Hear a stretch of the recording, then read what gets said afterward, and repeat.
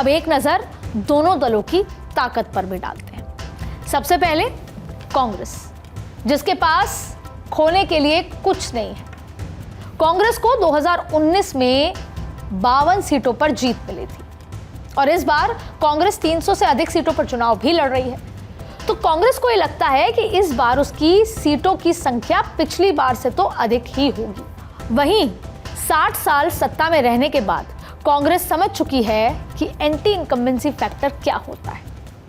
वो भले ही दिखे ना, लेकिन वो होता है।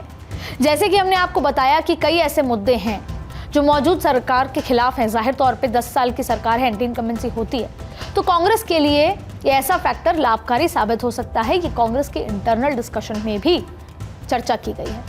अब जैसे उनको लगता है कि किसानों का मुद्दा, कांग्रेस को तो ये भी लगता है कि जो अभी फिलहाल मुद्दे बने हैं वो कांग्रेस के लिए बहुत ज़्यादा स्ट्रॉन्ग पॉइंट हो सकते हैं, जिसमें इलेक्टोरल बॉन्ड भी एक मुद्दा है जिसमें भाजपा बैकफुट पे है, ऐसा कांग्रेस का एनालिसिस है। अब बीजेपी की तुलना में साउथ में कांग्रेस का जनाधार काफ़ी मजबूत है, ऐसा कांग्रेस मानती है। कांग्रेस साउथ की 132 सीटों पर लीड लेकर लोकसभा में अपने सदस्यों की संख्या बढ़ा सकती है।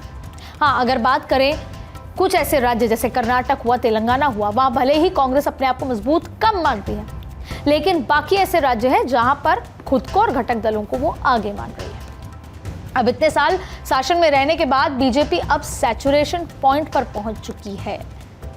नॉर्थ की अगर बेल्ट की बात करें तो वहां सैचुरेशन है, 100% रिजल्ट है, 90% रिजल्ट है। उसको रिपीट ना कर पाना या कर पाना, और इस पर जो एनालिसिस है उसको देखा जाए तो कांग्रेस को ये लगता है कि ये सैचुरेशन पॉइंट रिपीट करना ज़रूरी नहीं है कि हो जाए।